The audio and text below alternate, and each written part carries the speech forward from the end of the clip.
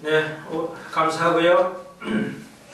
오늘 마태복음 21장입니다. 이제 예수님께서 마태복음이 끝나는 마지막 부분에 오면서 예수님께서 이제 십자가에 달려 돌아가시고 30년 사시고 33년 3년 공생의 마지막 이제 이 땅에서의 마지막 삶을 이제 그 가정 들어가는 과정이 되겠습니다. 예수님께서 30년 사시고 3년에 예수의 제자들과 함께 공생애를 시작하시고 이제 십자가에 달려 돌아가시기 바로 직전에 와 있다. 이제 이렇게 그 내용, 그 순서로 이해하시면 되겠습니다. 그 부분에서 이제 그 시작이 됩니다. 그래서 예수님께서 21장 1절에 저희가 예루살렘 가까이 와서 감난산 밥벽에 이르렀을 때 예수께서 두 제자를 보내셨게 됩니다. 다시 말해서 예루살렘에 가까워진다는 말에 유념하십시오. 그러니까 예수님께서 예루살렘에 들어오셔서 이제 마지막 예수님께서 하실 일들을 하시게 됩니다. 그것은 구속 사역의 완성. 다시 말해서 이제 구약에 예언되어 있던 모든 것들에 대한 이제 완성을 이제 율법의 완성을 예수님께서 하시게 모세에 주신 율법의 문제들을 신약의 예수님께서 십자가상에서 완성하는 이제 마지막 부분에 와 있다. 그걸 우리는 구속사의 완성이라 이렇게 신학적 용어로 부르고 있습니다. 자, 그래서 이제 그 흐름을 그렇게 이해하시고 오늘의 제목은 5개인데 나누어서 살펴볼 것인데요. 자, 크게 나누어서 이제 5가지 살펴봅니다. 오늘 봉독한 11절까지 예수님께서 두 제자를 보내셔서 그 구속사역에 십자가에 돌아가실 그 마지막 사역을 준비하시는 것입니다. 그래서 그 두 제자를 불러서 예수님께서 마지막 예언의 성취, 구속사를 완성하기 위한 우리를 보내신. 그리고 두 번째 파노라마는 이제 교회의 성전을 세척해요. 성전 세척이에요. 그러니까 이게 모든 복음서에도 나와 있듯이 예수님께서 처음에 사역을 하실 때 성전을 세척하셨고 여기에서도 마지막 때도 성전을 세척하십니다. 그러니까 공생애를 시작하기 첫 번째 하신 사역이 성전을 세척하신 것이고 예수님께서 마지막 십자가에 달려 돌아가시 구속사역 완성하시기 시작하실 때도 성전을 세척하신 거예요. 성전의 세척이 아주 중요합니다. 영적으로. 자, 그래서 두 번째 파노라마는 성전 세척, 문단이고, 세 번째는 이제 그 잎사귀, 무화과의 저주 얘기가 나와죠. 무화과의 저주 이야기가 세 번째 문단이 되겠습니다. 그리고 23절로 네 번째 문단은 이제 그 바리새인들이 예수님에게 이런 일들을 세척하고 때려 부시고 비둘기를 쫓아내고 이거 무슨 권한으로 하시는 것인가? 당신은 무슨 권리로 이런 일을 하시는 거에 대한 질문에 대한 얘기가 나와요. 그래서 포도원의 이야기를 하시는 얘기를 32절까지 또 네 번째 문단, 그리고 다섯 번째 마지막 문단이 이제 그 포도원의 비유가 되겠습니다. 포도원 지기의 비유로 마지막을 이제 맞춰서 5개의 장면이 나와요. 자, 그걸 연결을 지으셔가지고 이해를 하셔야 돼요. 그러니까 이 5가지 사건이 있어요. 5가지 사건을 보통 그러죠. 숲을 봐야 된다 이런 말이 있어요. 나무를 보지 말고 숲을 보라고 하는 겁니다. 그러니까 나무하고 숲 둘 중에 뭐가 중요합니까? 숲이 중요합니다. 그러니까 나무 하나하나를 보고 그 보는 이유는 숲 전체 모양을 보기 위함이에요. 그래서 작은 거 하나하나 보고 한 문단 한 문단 공부하고 그리고 전체를 볼 수 있도록. 그래서 제가 여러분 이해를 쉽게 하기 위해서 전체를 얘기하는 거예요. 전체의 흐름이 5가지 사건입니다. 5가지 이야기를 할 건데 이제 한 절 한 절을 우리가 배워갈 것이라는 것이죠. 그리고 또 어려우니까 이야기를 제가 설명을 간단하게 이렇게 해드립니다. 자, 아시겠죠? 다시 말해서 코끼리가 있는데 코끼리 요 다리만 만져보고 맹인이 이게 뭐지 해봐야 모른다는 겁니다. 그 부분만 배워가지고는 안 된다는 거죠. 예, 그러니까 단순 논리에 빠져도 안 되고 부분만 배워도 안 돼요. 이게 전체를 배워야 돼요. 전체로.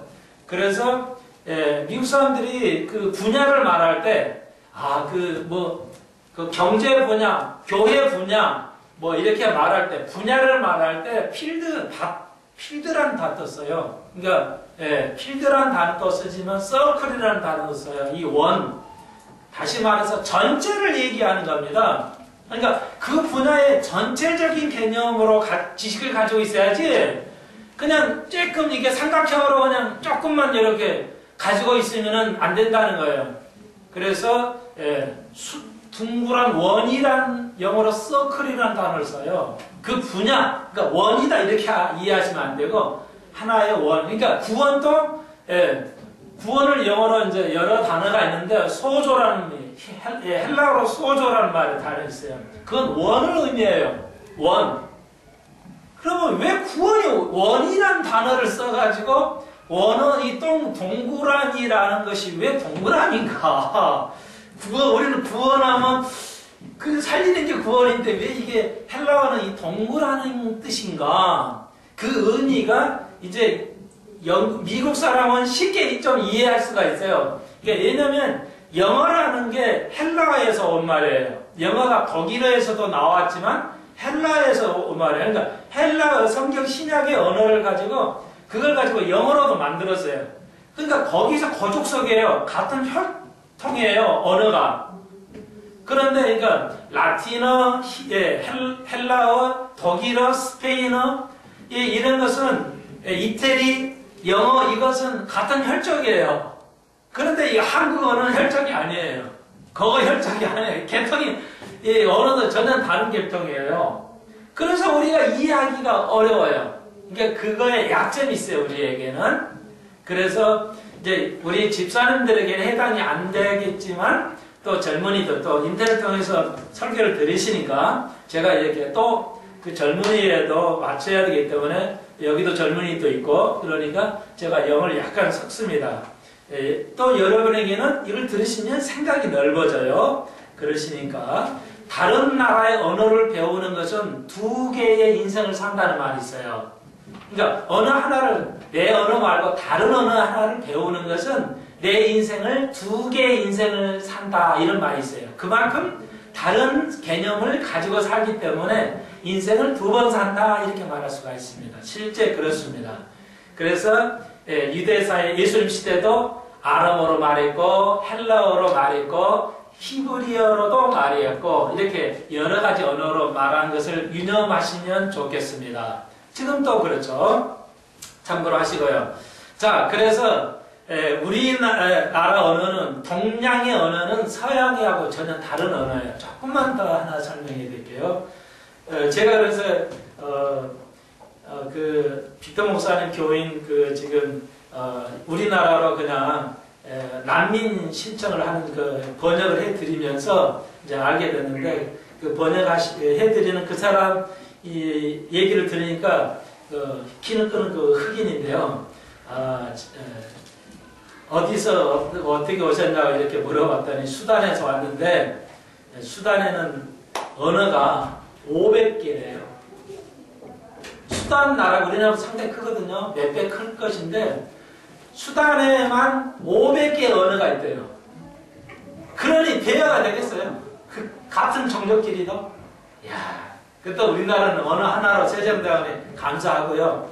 그리고 계속해서 말씀드립니다. 다른 언어를 하나 배우는 게 좋고 여러분이 이미 배우고 있습니다. 그렇죠. 지금도 헬라어가 그런 뜻이구나 배우고 있잖아요. 그렇게 배우시면 돼요.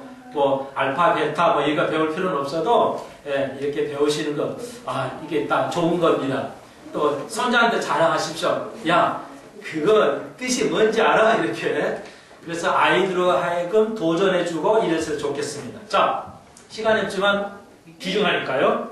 그래서 우리가 약점이 있어요.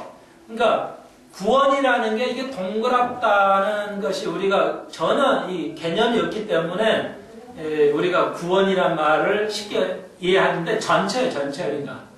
구원은 여러 가지 개념이 있어요. 여러 가지 개념이 있는데 그걸 전체를 이해를 해야지 어느 하나만 구원한다 그러면 안 해요. 그러니까 하나님께서 구원을 크게 세 가지 구원인데 의로움과 성화와 영화인데 이 세 가지가 완벽한 구원인데 이 세 가지가 함께 있는데 어느 것은 그러니까 우리가 의로움이란 건 100%예요. 99.9이 아니라 100% 성취하셨어요. 그런데 성화는 성취에 돼가고 있고 그리고 이제 영화는 창세 전에 있었던 그 영화를 다시 재현하는 시대로 올 것이라는 것이죠. 그러니까 그 세 개가 전체적으로 원 안에 들어가 있어야 완벽한 구원이지 뭐 그냥 성화만 있으면 돼.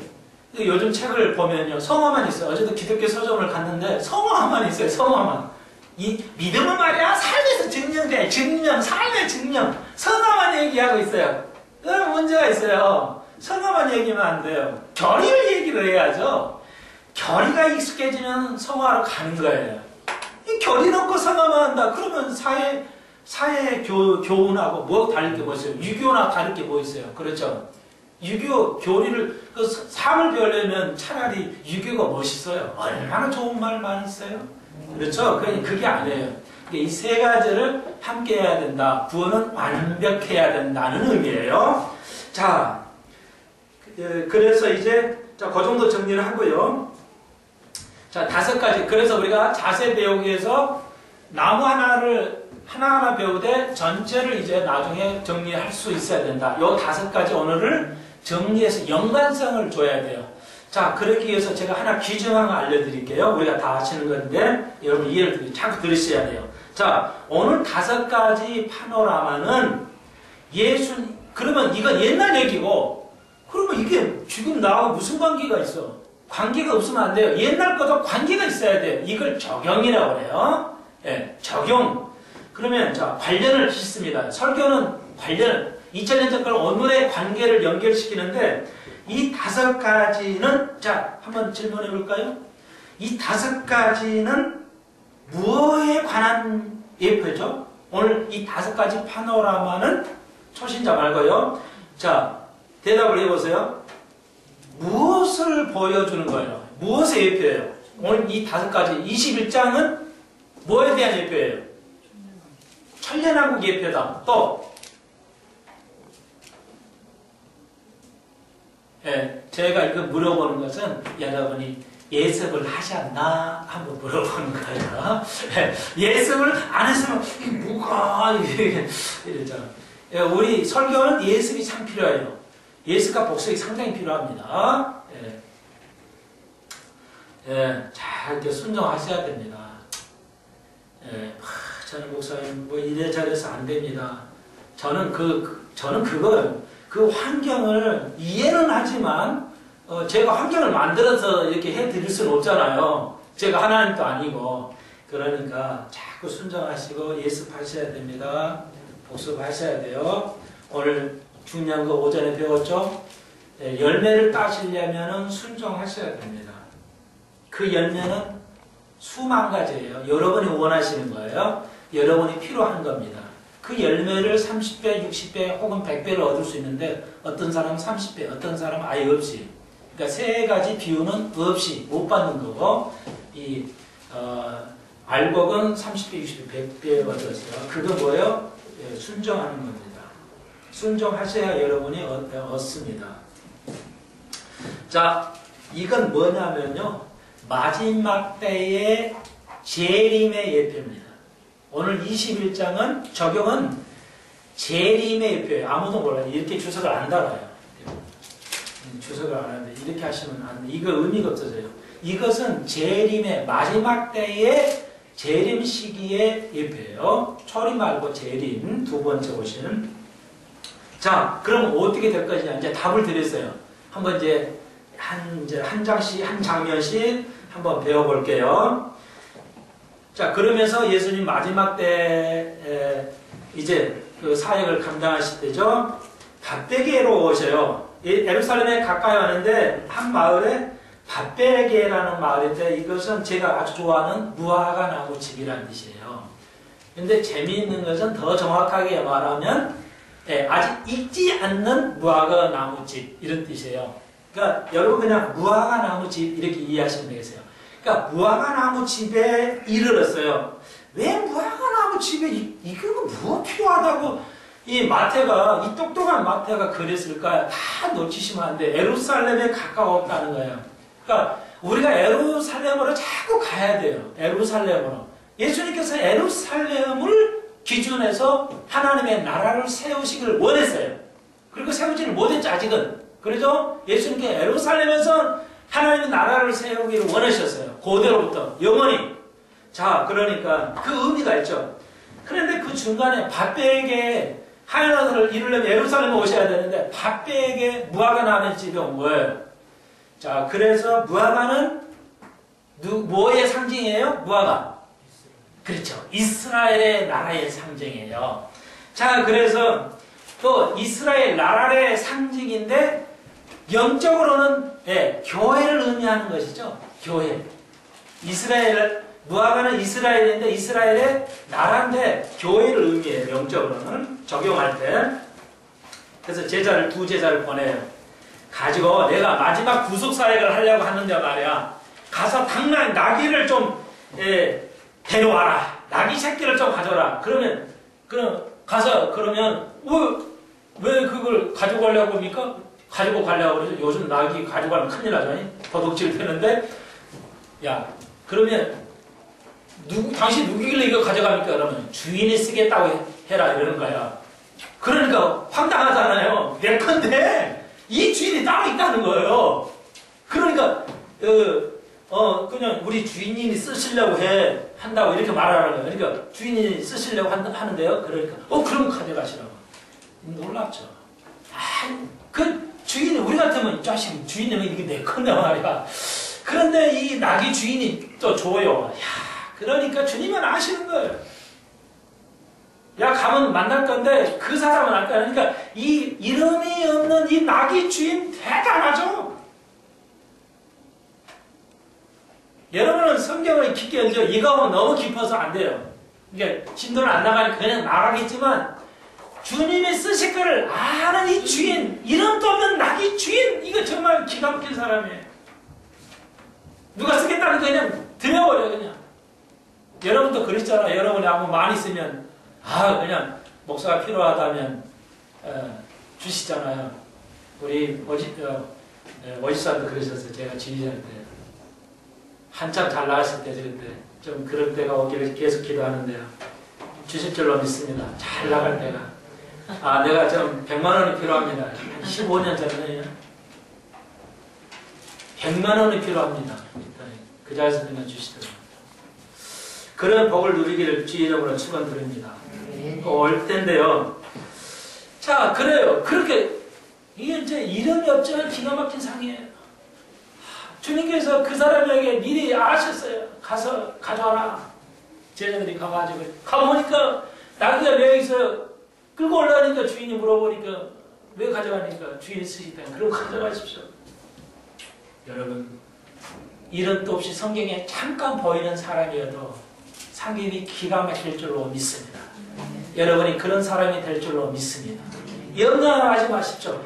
누구의 눈에 들어오지 않아도 세상 사람이 우리 교회가 또 여러분이 누구의 눈에 들어오지 않아더라도 하나님께서 여러분 놀라운 복을 주실 줄로 믿습니다. 그래서 슬퍼하지 마십시오. 괴로워하지 마십시오. 좌절하지 마십시오. 자, 그래서 이제 새끼를 가져와요. 풀어가지고요. 나귀를 탑니다. 왜요? 이것은 스가랴서 9장의 예언을 그 하나님의 메시아가 나귀를 타고 입성해요. 나귀를 타는 것은 고대사의 왕이 입성할 때, 왕이 그 수도로 들어올 때 그 나귀를 탔어요. 그래서 그 관례에 따라서 예수님께서 그걸 이용하셔서 마지막 때 메시아가 왕으로서 이제 예루살렘 들어오는 거예요. 그 장면입니다. 이제 왕으로서 들어오는 거예요. 원래 하나님 나라를 세우려고 왕으로 들어오시는 거죠. 그래서 이제 마태가 이걸 구약을 스가랴서를 이루기 위했다고 기록하고 있습니다. 4절에. 그러면 나귀는 자, 그러니까 우리가 보내심을 받았어요. 구속사를 완성하기 위해서 우리가 부르심을 받은 겁니다. 우리가 제자가 되는 거예요. 아시겠죠? 우리가 삶에서도 제자의 삶을 살아야 돼요. 자, 그리고 이제 또 우리가 뭐야? 우리는 또한 낙이에요. 낙이는 제일 말이 안 드는 게 이 잡종이 낙이야. 예, 낙이는 제일 말 안 들어. 예, 그래서 우리가 낙이 같은 존재예요. 그러니까 예수님 거기서 위에 타셔야만이 조절이 돼요. 낙이는 타야만 조절이 돼요. 예, 말은 길들려면 타야 돼요. 안 타고는 말이 길이 안 들려요. 이제 이걸 이제 해서 우리를 타시고 왕으로서 영적 왕으로서 입성하십니다. 자, 그런데 그래서 사람들이 이제 거기다가 겉옷을 가장 겉옷을 해가지고 요즘 같으면 카페트 쫙 깔아가지고 즉석에서 카페트 깔아가지고 예수님 낙이 타고 오시는 거예요. 여러분, 그래서 오늘 제목 9절에 다윗의 자손이여 찬송하리다 주의 오시는 이여 가장 높은 곳에서 호산나 하더라. 호산나는 우리를 구원하여 주옵소서. 이스라엘의 또 우리들의 강력한 이야기가 되겠습니다. 여러분, 자, 그런데 이해를 돕기 위해서 이렇게 오는데요, 아무도 모른다는 겁니다. 예, 예수님께서 왕으로 스갈에서 바리새인과 예루살렘의 온 서기관 바리새인 뭐예요? 매일 밥만 먹고 하는 일이 구약 성경만 읽는 사람들인데 스갈에서를 모를 리가 없어요. 마지막 메시아는 나귀를 타고 오신다고 그렇게 기록되어 있건만 왜 몰랐을까? 예? 바리새인들과 서기관들이 왜 몰랐을까? 말 그대로인데 우리도 아는데 스갈에 그는 나귀를 타신다고 입성하신다고 하는데 왜 몰랐을까요? 그런데 보십시오. 자, 제 이름이 예표라고 그랬죠? 예수님이 처음에 오셔서 왕으로 오실 때도 이 킹가의 옷을 벗고 하는 아이들은 거의 아이들이에요. 아이들만 어른 조금하고 알고 나머지 이스라엘의 지도자들은 아무도 몰랐어요. 그게 예표예요. 주님이 재림에 오실 때 교회, 거의 모든 교회의 사역자들이 주의 오심을 모를 것이다. 그게 오늘 마태가 지금 보여줘요. 그렇게 일부 어린이와 같이 순결한 자들, 말씀에 순수한 자들, 예? 그게 옥토예요. 돈 많이 내고 막 그냥 뭐 하는 것이 종교행위 하는 게 옥토가 아니고 하나님 나라를 예수를 메시아로 받아 아는 것, 하나님 나라 세계를 이해하는 게 옥토란 말이에요. 그 자들은 어린이와 같은 자들이에요. 그런 호산나 부르면서 했어요.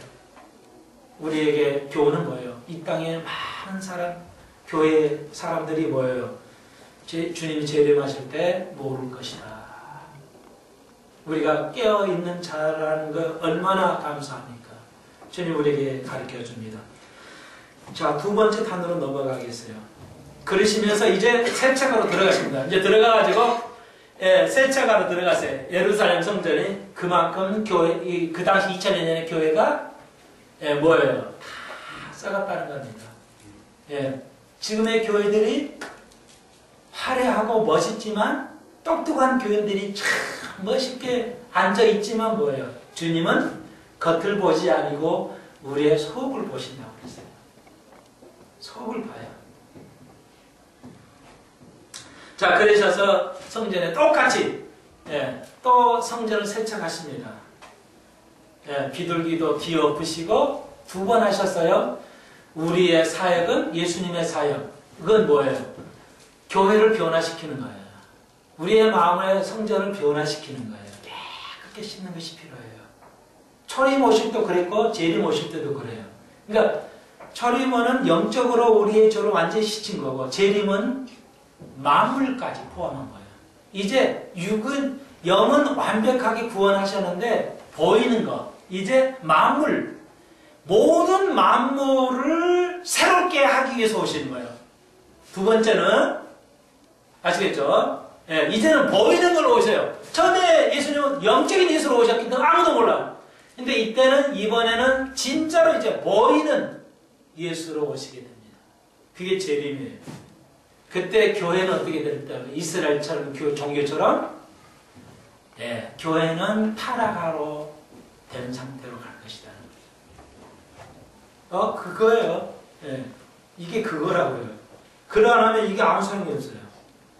자, 그러면은 자 봅시다. 그러면서 우리에게 다시 한번 주님이 교회는 뭐냐? 기도하는 집이라는 거죠. 이렇게 비즈니스하는 교회가 아니고 무언가 기득권과 이익을 보기 위해서 나의 출세를 위해서 오는 게 아니라 교회는 순수한 어린이와 같이 뭐예요?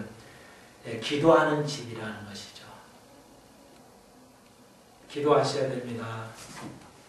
두 번째, 교회는 뭐예요? 14절, 소경과 저는 자들이 성전에서 예수께 나오며 고쳐주셨어요. 교회는 영적 어둠에 빠져있는 자들, 인생을 똑바르게 살지 못하는 자들을 변화시키는 곳이 교회라는 것입니다. 그래서 제가 좀 강한 어투를 써요. 제 스타일이죠. 그래요. 제 스타일이 강해요. 속은 그러는데 언어 자체를 좀 세게 합니다. 양해하시고요. 뭐예요? 영적으로 어두운 자들을 보이게 하는 게 교회예요. 육적인 것뿐만 아니라 영적 어두움. 하나님 나라를 계속 제가 질문하잖아요. 이걸 듣는 사람들 답변할 수 있어야 돼요. 지금 인터넷을 들을 때도 많은 사람, 우리 교회는 안 해도 이제 뭐예요? 나는 답변이 안 되는데요, 목사님. 뭐예요? 답변이 안 된다면 내 속에 있는 지식이 아직 하나도 안 쌓여 있다는 거예요. 지식이 쌓여 있어야 답변해요. 그러니까 이런 거예요. 어떤 조사에 보니까 미국에서 영어를 쓰는 미국인들이 참고해 보세요. 이제 미국 성인들이 쓰는 언어가 4만 단어에서 6만 단어를 씁니다. 미국 초등 아이들이 3학년 때 15,000단어를 쓰기 시작해가지고 고등학교 이상 나오면은 주로 4만 단어에서 6만 단어를 써요. 그러면 대학교 나와가지고 죽으라고 토익을 보려고 하는데 3만 단어 넘어가기 힘들거든요. 우리나라에서는 영어 시험을 토익을 보려면 3만 단어를 못 넘어가요. 죽으라고 해도. 근데 대학을 나와가지고 상당히 지식인들은 40만 단어까지 써요. 20만 단어에서 40만 단어. 이건 제 계획이 아니라 미국 사람이 한 말을 제가 직접 들어가지고 얘기하는 거예요. 미국 지식인들 정도 수준이면 대학 나왔으면 대학 20만 단어, 40만 단어 부사예요.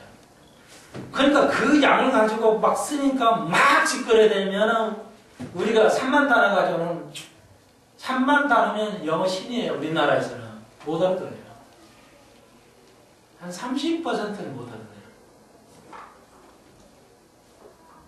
꺼내 쓸 수가 없어요. 영어를 꺼내 쓸 수가 없다고요. 그러니까 왜 이렇게 외국 사람 만나면 입이 막 닫아지니까 그 한 10,000단어 가지고는 안 나와요. 꺼내 쓸 수가 없어요. 굉장히 양이 많아야 막 그 긴장하면서도 하나는 꺼내 쓰는데 마찬가지죠. 하나를 많이 알아야 톡톡 비슷하게 말을 맞추거나 할 수 있다는 겁니다.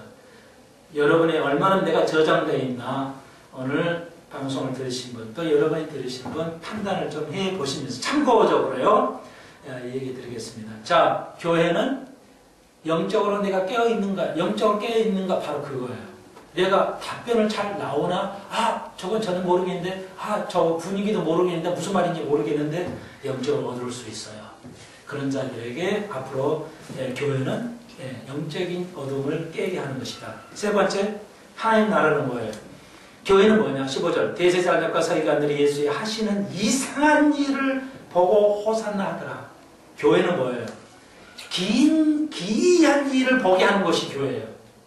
교회는 정말 묘한 일을 보게 하는 게 교회에 하는 일이에요. 그렇죠? 세상사람 다른 일이 벌어지고 있어요. 어떤 속에서도 감사할 수 있어요. 어려운데도 감사해요. 제가 그랬죠. 시편 복 있는 자는 뭐래요? 악인에 깨지지 않고 시편 1편 먹이는 사람 악인의 길을 쫓지 아니하고 오만한 자의 길 있지 아니하고 주의 법을 즐기러 주의하러 묵상하는 자라 저는 시냇가에 심은 나무와 시절을 쫓아 가시를 맺어 그 잎사에 마르지 않같이 그 형사가 다 형통하리라. 다 형통하니까 다 잘 되는 거라고만 생각을 해요. 형통하다니까 다 잘 되는 거라고만 생각해요. 세상 사람. 근데 교회에는 이상한 일이라. 어려워도 주님 형통하게 해주셔서 감사합니다. 이런 거예요. 잘 안 되는 형통해 주셔서 감사합니다. 모든 일을 형통하다고 해요. 그렇지 않아요. 기이한 일이에요. 세상 사람이 이해할 수 없는 거예요. 만사 형통은 악기를 깨지 않으면 잘 되면 다 잘된 일만 일어난다가 아니에요. 이걸 얼마나 잘못 이해하고 곡해하는지 알 수가 없어요. 그걸 번영신학이라고. 이 속이 빠져 있어요, 교회가. 특히 성공계통은, 예수 믿으면 잘 됩니다. 그냥 믿음이 없어도 잘 안 되죠. 예, 당신이 믿음이 없으니까 가난하게 살지, 이딴 소리 하고 있어요. 믿음이 없으니까 치료가 안 되지, 이딴 소리 하고 있어요. 바울과 예수니까 얼마나 많은 고통을 당했어요. 그러니까 시편 기자는 우리에게 말합니다. 나의 갈 길 다 가도록 우리가 노래. 만사 형통이라는 게 뭐예요? 잘돼서가 아니라 어려움도 슬픔도 괴로움도 있어도 다 만사 형통이라고 받아들인다는 겁니다. 그래야 문제가 해결이 되지. 이걸 해결이 내가 안 되면 뭐 죽을 때까지 어떻게 스트레스 살다 죽을까요 그럼? 안 되는 건 또 안 되는 걸로 받아들이는 거예요. 그게 믿음이에요. 교회는 그 귀한 일을 가르쳐야 된다는 겁니다. 남보다 좀 잘된 거 그것이 아니라 이해하시겠어요? 그러므로 우리가 어떤 환경에서도 우리가 만사형통하다고 고백할 수 있어야 돼요. 어렵지만 이걸 우선 이건 받아들일 수가 없는데 잘 안 되는 게 너무 어려운 것이죠. 근데 하나의 키를 알려드릴게요. 이거예요. 그러니까 이 생각을 영어로 좀 죄송합니다. 다시 한번 생각을 한다. 정신이라고도 좋고 생각은 마인드잖아요. 마인드가 좋아야 되죠. 근데 이건 마음은 영어로 뭐예요? 우리 권사님. 이 마음을 영어로 뭐라고 그러죠? 한인 쓰잖아요. 뭐예요? 하시 있죠, 하시. 하트. 그렇죠? 여기가 뭐예요? 이게 하트예요. 요즘 정치인들 영어 평생 안 하다가 요즘 한국 웃겨 죽겠어 나고. 이렇게 해요. 이게 하트 모양이잖아요. 얘들도 모르죠. 심장이 2개거든요, 이게. 그래서 이렇게 하는 게 하트 모양이에요. 자, 이걸 마음이라고 하는데, 마음이라는데 이거는 말로는 잘 안 돼서 제가 말을 바꾸는 거예요. 이걸 생각하는 걸 마인드라고 그래요. 그리고 이걸 하트라고 그래요. 마음. 그럼 무슨 얘기냐면 이건 마음이고 이건 생각이에요. 근데 생각은 해요. 그래 목사님 말씀 맞아요. 그래요 맞습니다. 우리가 어떤 환경에서 만사형통하다고 우리 고백해야 하는 거 맞아요. 이 머리는 되는데 여기가 안 돼요. 여기가. 마음은 도저히 안 됩니다. 그러잖아. 우리가 그래요. 그래서 성경에도 2가지가 있어요. 마인드하고 마음이 있어요. 이 성경에도. 그러면 잡아요. 이건 되죠. 그래 목사님 이론은 맞아. 이론 생각이 맞아. 그 목사님 이거 맞는데 여기서 그냥 그게 안 돼요. 목사님 알려드릴게요. 여러분 여기 뒤에 나오는데 네가 기도하면 네가 믿음을 가지면 말이야. 얘야 네가 믿음을 가지면 얘야 네가 그런 기도를 하면 말이야. 내가 마음을 바꿔줄게. 마음을. 그런 어떤 환경에서 내가 그것을 감사히 받아들일 수 있는 마음을 변화시켜줄게. 하나님은 우리의 마음을 바꿔주시는데 우리의 생각은 바꿔주시지 못해요. 잘 이해하십시오. 하나님을 내가 설명하는 거예요. 하나님은 우리의 생각을 바꿔주지는 못해요. 그렇죠? 내가 이거 하겠다고 하나님이 그 생각을 억지로 막 집어넣으니까? 그렇게는 안 해요, 하나님은. 그러니까 이건 우리가 하는 거예요. 그러니까 내가 해야 되겠어. 내 정신이 그래. 이론은 맞아. 여기서는 빙빙 돌아요. 맞아요. 그런데 내가 할 일이에요. 그런데 기도 안 하고 믿음이 없는 사람은 뭐예요? 이건 다 하거든, 우리가? 그런데 뭐야? 마음이 안 돼요. 짜증나요. 막 화가 나고 막 절망하고 그래요. 마음은 변화가 안 돼요. 그러니까 다시 한번 기도하는 사람, 믿음의 사람에게는 마음을 바꿔주시겠다는 겁니다. 모든 것도 다 기쁨으로 받아들일 수 있는 마음을. 이해하시겠어요? 그것이 오늘 여기 뒤에 나오는 무화과 나무 열매예요. 이 산을 저 산을 옮길 수 있고, 예? 산을 덜어 무화과가 이런 일을 할 수 있는 것은 뭐냐?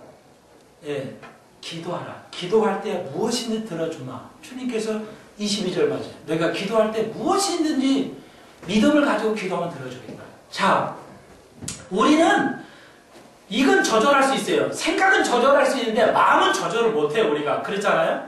그러니까 믿음과 기도는 그러니까 우리가 마음은 조절을 못해요.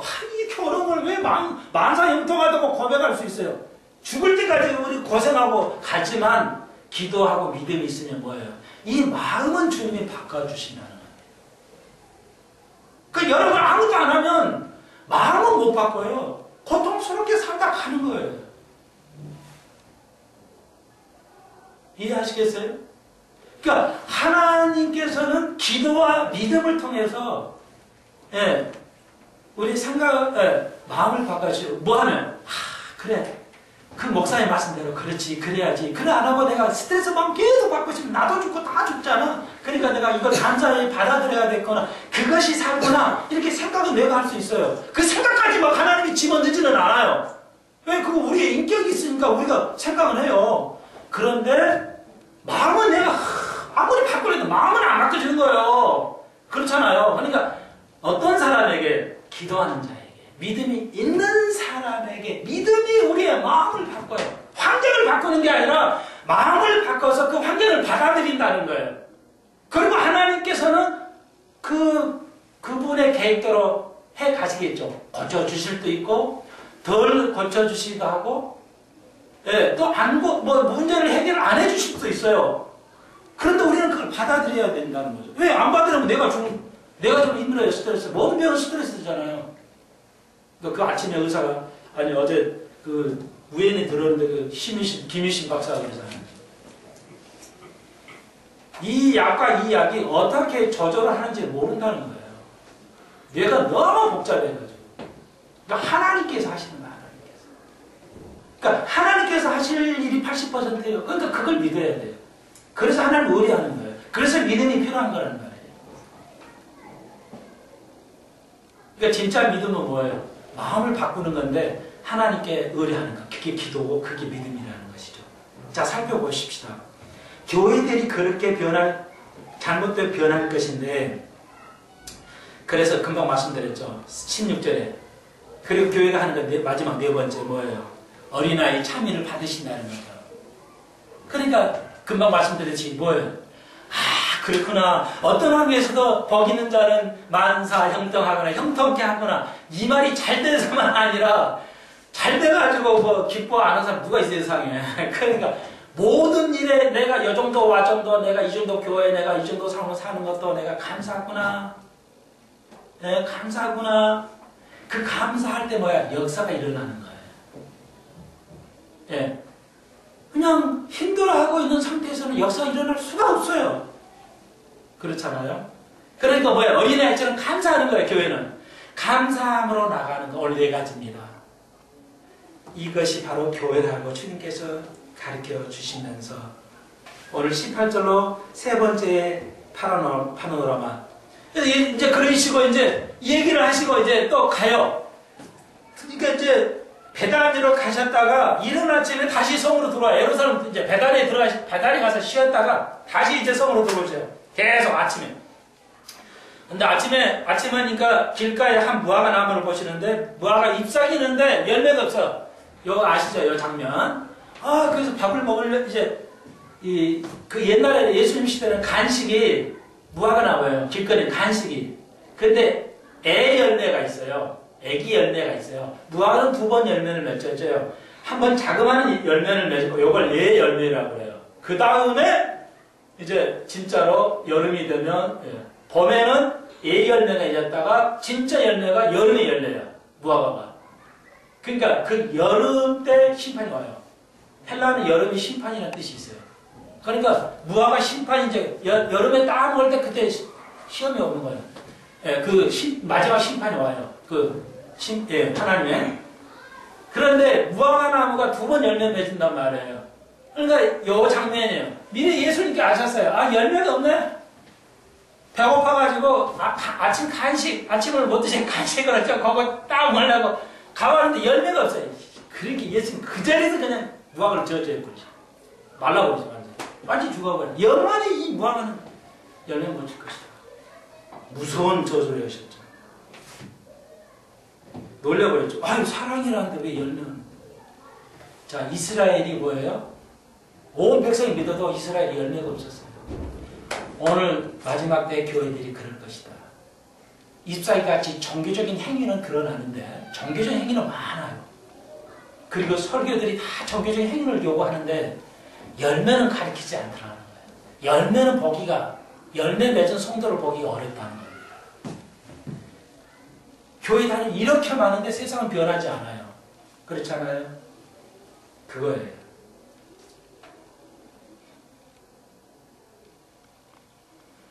네, 잘못된 교회로 가고 있어요. 교회를. 근데 한국은 그래도 많이 나아요. 한국은. 우리나라는 그래도 종교에서 많이 벗어나지는 않았어요. 유럽, 미국. 왜 미국이 저렇게 지금 미국이 약 20조의 엄청난 피해를 먹었어요. 지금 허리케인 때문에. 미국이 감당할 수 없는 정도로 엄청납니다. 왜요? 양 대선자들이 하나님의 사람들이 아니에요. 동성애에 찬성하는 사람들이에요. 이슬람들이에요.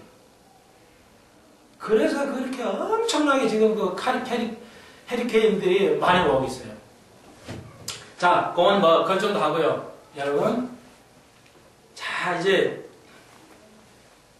이 교회가요. 미국 교회가 반토막 났어요. 미국 교회가 다 교회를 벗어나 버렸어요. 미국 교회 돈 많으니까 뭐 이제 성도 뭐 필요 없어요. 얼마나 웃기는 얘기가 나오냐면, 그러니까 미국은 이 증정을 많이 하잖아요. 기부를 해요. 기부 문화가. 그러니까 이제 살 때 기부를 하잖아요. 기부해서 내가 옷 100억을 기부하겠습니다. 죽으면. 근데 이건 참 비참한 얘기인데 실제 그렇다고 그래요. 그러니까 해놨어요. 근데 교회가 뭘 하는데 돈이 엄청 필요해요. 몇십억이. 그러면 교회 그 당회, 요즘 말 우리 한국인 당회가 모여가지고 장난으로, 야, 곽 집사 죽으면 이거 100억 들어오는데, 요 소리 한대요. 웃으면서 당회 회의할 때, 예, 죽으면 그 교회로 100억이 딱 들어오니까요.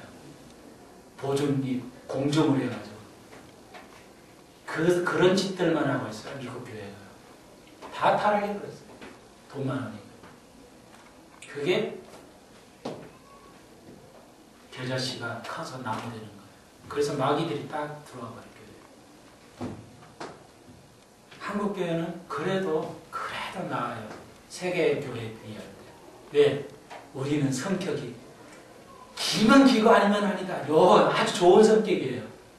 미국 사람은 이런 사람 없어요. 다 그냥 포용해버려요. 나쁜 것도. 그러니까 우리는 옆에 이렇게 뭐 지금 통일 그러면 죽일놈 살놈 이러잖아요. 말은 안 하고 있지만 언제 한번 그냥 난리 나오잖아요. 막 뭐라고 그러죠. 우리 고산들 야 이러잖아요. 유선 그런 안 해요. 오케이, that's good, that's okay 이래요. 뭐 받아들이겠다는 거예요. 나는 아니지만 뭐 그런 거 있을 수 있지 않냐? 이렇게 받아들이는 스타일이에요. 그래서 뭐 그냥 교회가 빨리 부패해버려요.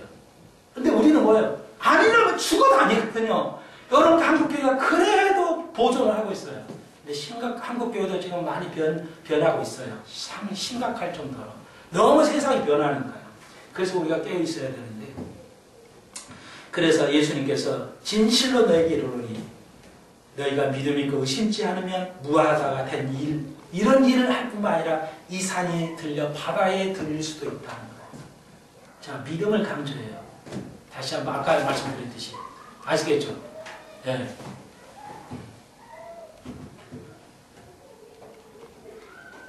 여러분 깨어있지 않으면, 기도하지 않으면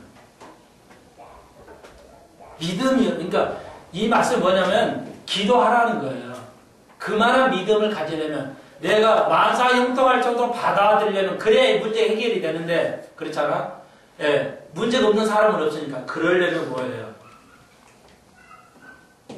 기도하라는 겁니다. 기도하면 믿음이 생기고 믿음이 모든 걸 변화시킵니다. 여러분, 기도하면 뇌가 변화되고요. 믿음이 생기면 믿음이 모든 걸 변화시켜요. 모든 걸 받아들인다는 겁니다. 잘 들으세요. 조심하시고.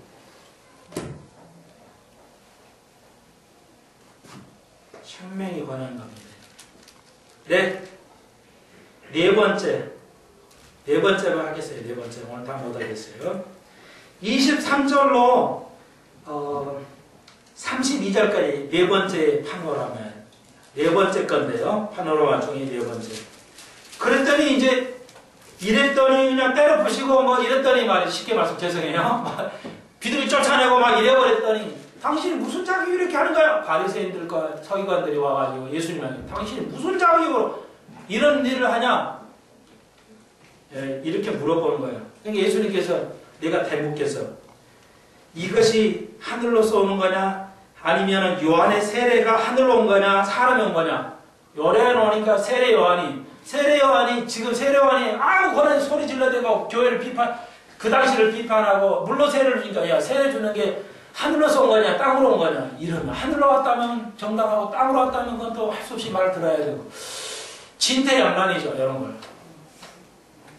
모르겠는데요? 이래버리니까 이만하면 이만해도 안 되고 저만은 저만 안 되고 모르겠는데 이러니까 나도 말 안 하겠다 이렇게. 여러분 제 개의에 그러니까 회의를 할 때나 다시 묻잖아요. 또다시 물을 때 그 묻는 거 답을 먼저 해야 돼요. 그러니까 회의도 할 때 먼저 회의를 했어요. 안건이 나왔어요. 그런데 개의를 해요. 그 안건만 해도요. 긴급동의 다시 다른 것 요거 안건을 해요. 그러면 개의를 먼저 하고 그 다음에 안건을 처리해야 돼요. 요거 처리하는 게 아니에요. 그 회의를 할 때. 그러니까 물었어요. 제 개의를 물었어요. 지금 서희가 말이잖아요. 그러니까 내가 이거에 답변하지 않으면 말이야. 이게 내가 물었잖아. 이렇게 질문했잖아. 반대 질문했잖아. 반대 질문에 네가 답변 안 하면 안 할 수 있거든요. 반대 질문에 답변을 먼저 해야 돼요. 법칙이. 그러니까 반대 질문을 물었더니 그냥 못 하겠는데요. 이렇게 나도 안 한다. 이거야. 이제 합리화되고 온 거야. 하나님. 그러니까 예수님께서는 안 가르쳐 주겠다는 거죠. 그러면서 비유를 드셔요. 큰아들, 작은아들. 여기 성경, 우리 성경에는 반대로 되어 있는데요. 괜찮아요. 뜻은 같으니까요. 큰아들은 말은 안 하고 순종해요. 말은 안 듣고 안 하겠어요 하다가 순종해요. 우리 성경에는 반대로 되어 있어요. 둘째 아들이 그랬다고 그러는데 이해를 그렇게 하세요. 뜻은 같습니다. 그랬어요. 작은 아들은 그렇게 안 해서 예! 하고 안 가요. 엄마 말, 아버지 말에. 근데 큰아들은 싫은데요 하고 나중에 가요. 예. 그러니까 누가 오르냐 그랬더니 당연히 큰아들이죠. 예, 주님께서 말씀하시면서 이렇게 말하죠. 내가 진실로 너에게 이르노니 세리와 창기들이 너희보다 먼저 하나님에 들어갈 것이다. 세례 요한에 의해 도도 너희에게 왔거늘 너희는 저를 믿지 아니했다. 창기와 세리는 믿었으며 너희는 이것을 보고도 종시 깨우치지 않았다는 것입니다. 주님께서 이 말씀을 하셔요. 여러분 믿어야 된다는 겁니다. 그러니까 세례 요한의 선지자 말을 믿어야 된다는 겁니다. 내 말을 믿어야 된다는. 여러분이 손목사의 설교에 믿어야 된다. 손목사 설교를 믿어야 된다는 겁니다. 말은 하지 않고 유대인들은 말은 예 하고 안 했어요. 행함이 없다는 거죠. 근데 창기와 세리들은 아니란 삶을 살았지만 삶을 실제로는 했다는 거죠. 행함이 있는 말을 했다는 거죠. 그 자들이 먼저 갈 것이다. 기가 막힌 말씀이에요. 하나님이 세리와 창기는 들어갈 거 너희는 못 들어간다고 안 하셨어요. 창기와 세리가 들어갈 것이고 먼저 들어갈 거 너희들은 나중에 들어갈 것이다. 이 말씀은 유대인들이 다시 하늘나라에 천년왕국에 들어갈 기회를 주겠다는 겁니다. 그러니까 이건 성취 중이라는 것이죠. 왕국이 연기된다는 명백한 증거입니다. 요거 말 개념을 여러분 이해하기 좀 어려우시겠지만 괜찮아요. 자꾸 들으시면 되니까. 예, 언젠가는 들을 기회가 있잖아요. 주님이 오실 때까지는 까기가까지는 들을 수 있어요, 여러분. 그러니까 복이 있어요. 뭐 내일 또 깨우칠 수도 있고 뭐 할 수 있잖아요. 예. 그러니까 여러분은 깨우치려고 하셔도 돼요. 아, 빨리 배워야 되겠다. 주님이 오시기 전에 빨리 배워야 되겠습니다. 돈 있는 사람은 주님 내년 후에 오십시오. 내가 좀 돈 또 써야 되니까 이러겠지만 우리는 지금 빨리 오십시오. 네. 하나님 나라가 들어가야 너희보다 먼저 들어가겠다. 그러면 유대인들이 나중에 들어가겠대요. 그러면 하나님의 나라가 연장이 되는 겁니다. 그리고 천년왕국이 오기 전에 이제 이들은 깨우쳐지고 천년왕국에 들어가게 될 기회를 주실 것입니다. 여러분, 자 이제 그래서 굉장히 이제 그러면서 다음 마지막 5번째 파노라마는 다음 시간에 하겠고요. 그 파노라마를 통해서 마지막 때 시대, 이제 왕국이 완전히 열매가 무구익이면 추수 때가 있듯이 그 때를 이제 주님께서 말씀하시는데 굉장히 중요한 말씀이 있어요. 여기 안에도요. 우리가 봉독한 이제 그 21장 마지막 전에 이것은 이제 다음 시간에 살펴보도록 하겠습니다. 예, 조금 식사하시고 피곤하실 것인데요. 네, 꼭 예습을 좀 해보시면 도움이 되겠습니다. 33절로부터 한번 여러분이 읽어보시면 좋겠습니다. 예, 오늘 다시 한번 생각은 우리가 하고 마음은 기도와 믿음을 통해서 주님께서 그 환경에 적응할 수 있도록 우리 마음을 변화시켜 주실 것인 줄로 믿습니다. 그러므로 찬양하는 한 주간 되기를 주의 이름으로 축원드립니다. 기도드립시다. 주님 감사합니다. 예수님의 제자들에게 말씀하셨습니다. 진실로 내가 말하노니 기도하라고 그랬습니다. 무화과나 묘가지를 이때 이렇게 하실 수 있다고 그랬습니다. 시대를 판단하고 평가할 수가 있습니다. 산을 들여 바다에 빠질 수 있게 할 수도 있습니다. 기적을 일어나게 할 수가 있습니다. 하나님, 그러므로 우리에게 기도할 수 있는 저희들을 되게 하여 주셔서 이 환경을 이기게 하여 주옵소서. 그런 얼굴에 기쁨이 있게 하는 찬송이 넘치는 귀한 성도들 되게 하여 주옵소서. 예수님의 이름으로 간절히 기도하옵나이다. 아멘.